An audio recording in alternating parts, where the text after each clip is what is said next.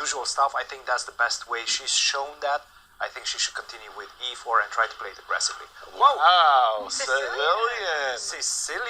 And a Rosalima. for the draw, is that? Is that for real? Is that for real? Takes. Okay. 2v3. This looks like very, very familiar territory. Yesterday, Tatev Abrahamian played this opening against Alice Lee. Exactly. But With what? So, now, what Tatev did is she allowed Alice Lee to play e6, e5, and got her bishop on c1 was shut down. Castles. Knight f6. Okay, this is obscure. Knight f6. Completely different approach by Fabi. I was expecting him to kind of gummy up the center with e6, e4. Well, this looks like preparation now. Bishop b4. Why did he play bishop b4, Kate? I mean, you're here to answer the difficult questions. Thank you for putting me on the spot. No question about it. Strange move. Yeah. Strange move. I mean, the only blunder here would be knight d2, allowing bishop c3 fork. Yeah, that would be a little bit embarrassing just to show. Knight d2, bishop c3. Oops, why did we do that? Normally speaking, when your opponent has the two bishops, you might be tempted, I would be tempted, to play the move bishop a3 and say, you know, I want to deprive you of the two bishops. Levon said, you know what? Bishop e3, I'm not actually sure what your bishop is doing here. By the way, does he have a trick? Could he essay the move c5? Is that completely ridiculous? Probably it is. You have queen e7. Okay, if nothing else, I'm obstinate. Queen to c8. Knight e2 is a very strange move by. I think none of this will happen because we already Knight e2. Yes. Okay, that is an obscure move as well. Knight e2. Again, Surely he wants to go a3, right? I think he just wants to go a3, and he's saying that at least right now with knight on e2, he cannot go bishop c5 back.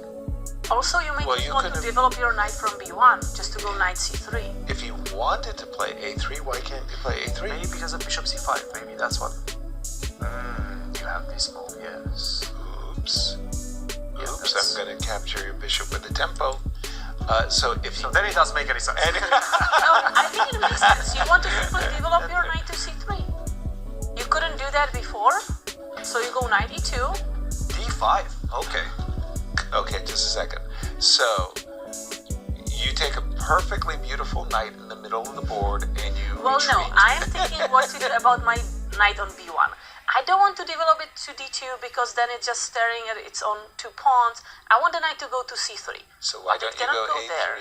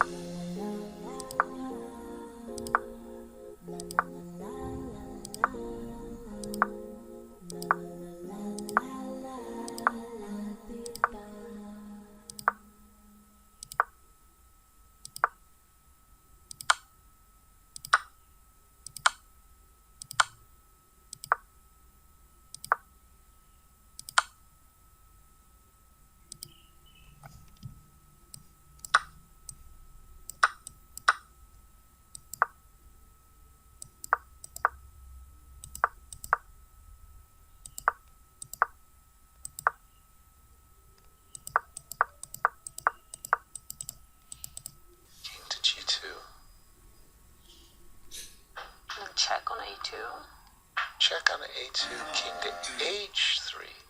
When you go back to a7 to defend the threat of checkmate, at least you're not threatening a perpetual.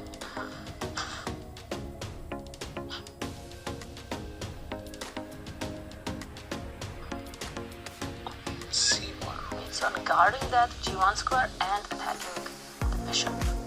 Okay, bishop to d3. Queen to b6. Queen to b7.